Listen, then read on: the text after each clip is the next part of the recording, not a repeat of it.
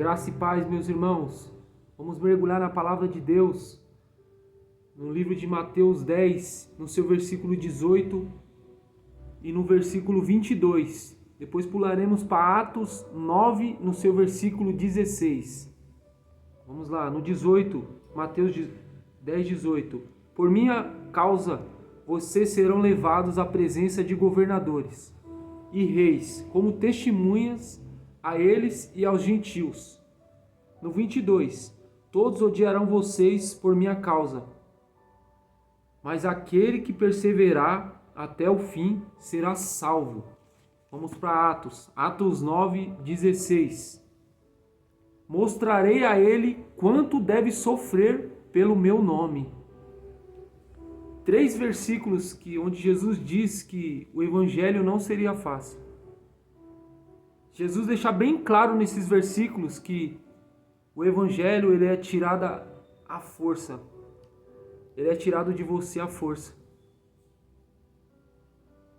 Não será nada fácil, meu irmão.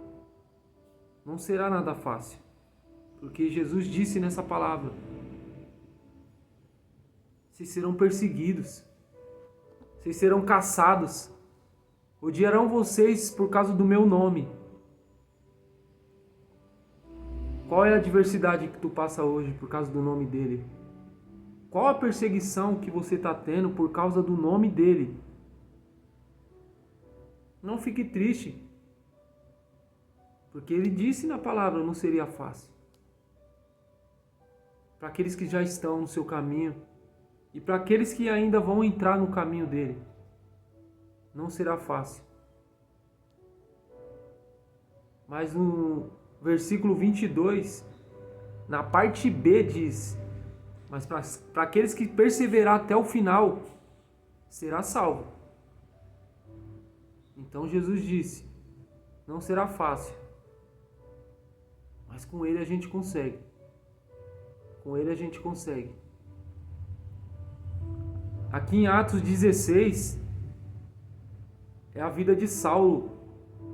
Quando Saulo era um homem que perseguia a igreja, perseguia os cristãos naquela época, fazia todo quanto é tipo de maldade contra os cristãos.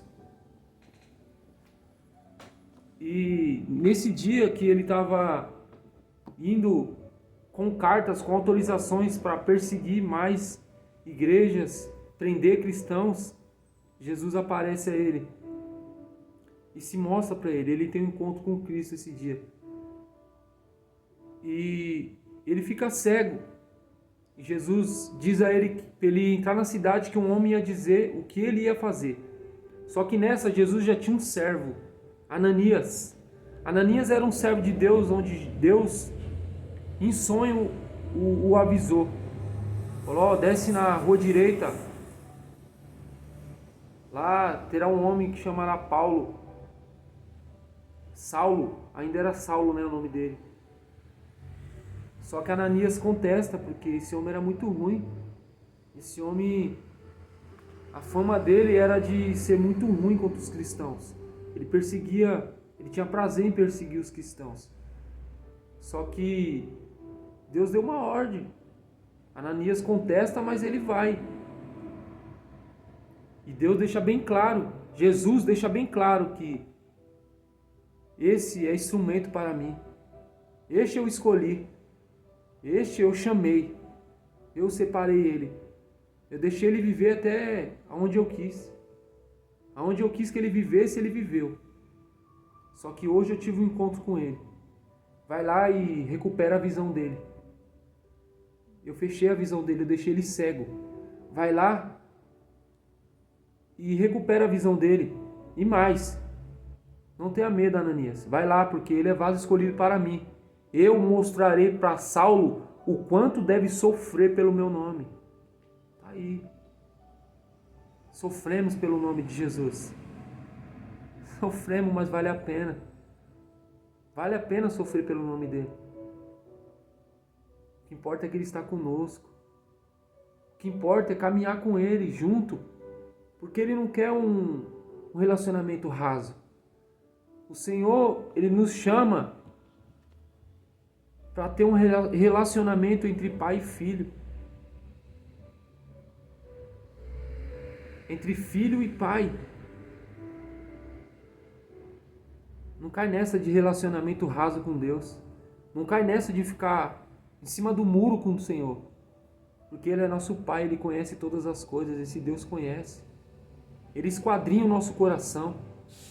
Ele sabe o que pensamos, o que cogitamos em nosso coração.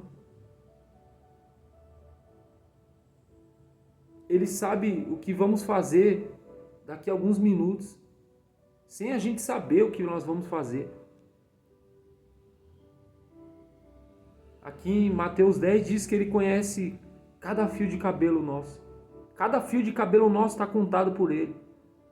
Esse Deus é tão grande que a terra é só o lugar de descanso para os seus pés. Então Ele nos conhece.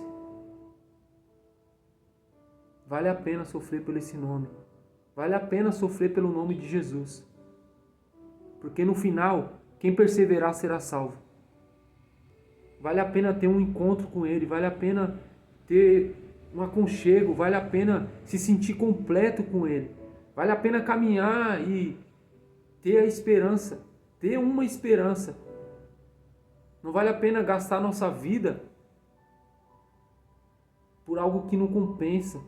Por uma vida vã, por uma vida vazia. Porque Ele nos chama para nos preencher. Ele preenche cada canto do nosso ser, cada canto do nosso coração. Não tem como se achegar diante dEle com máscaras. Não tem como se achegar diante dEle e ficar no meio termo. Não tem como se achegar diante de Deus, iniciar um relacionamento com Ele e ficar no raso. Ele chama a gente para o profundo. Ele revela a nós o profundo, o oculto para os filhos. Qual pai que não revela para o seu filho segredos? Qual pai que não se achega ao seu filho e conta aquilo que está escondido? Ou aquilo de mais valioso que ele tem no coração?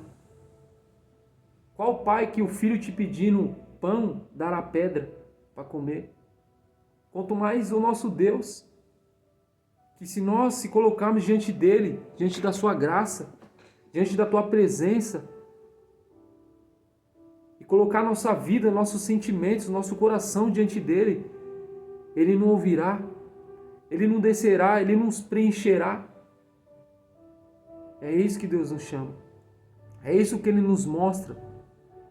Que ele é um Deus presente, ele é um Deus de relacionamento. Ele é um Deus que vale a pena sofrer pelo seu nome. Vale a pena sofrer porque no final ele enxugará dos seus olhos todas as lágrimas. Pense nisso. Pense nisso hoje, quando estiver acordando, quando for para sair para trabalhar, ou onde quer que você for. Medite nisso. Deus está contigo, medita. Medite em sua presença. Peça a sua presença. Diga para Deus, Deus, eu quero um relacionamento com o Senhor, mas não um relacionamento raso. Eu quero sentir a tua presença, eu quero ter fé para crer que o Senhor está comigo todos os dias. Todos os dias.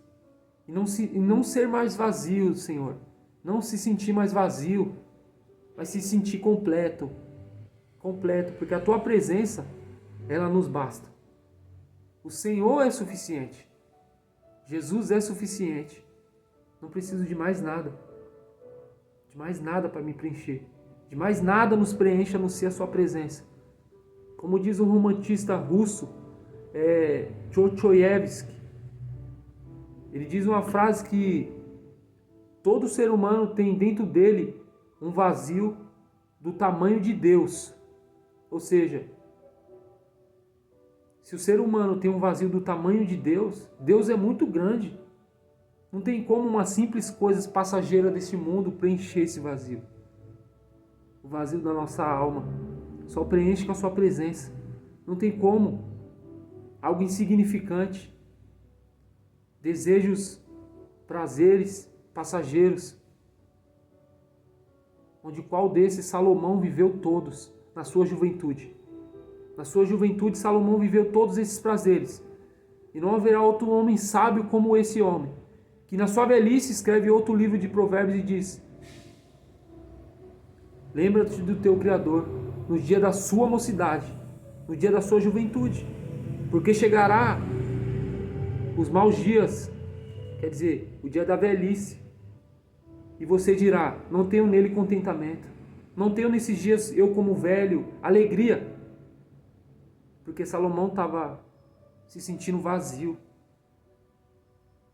porque na sua juventude ele fez escolhas erradas, ele fez escolhas de prazeres momentâneos, em vez de escolher prazeres eternos. Por isso que ele nos alerta em sua palavra no Provérbios: busque a Deus enquanto há tempo, enquanto se pode achá-lo. Busque ao Senhor, Ele está de prontidão a ti. Busque a Deus.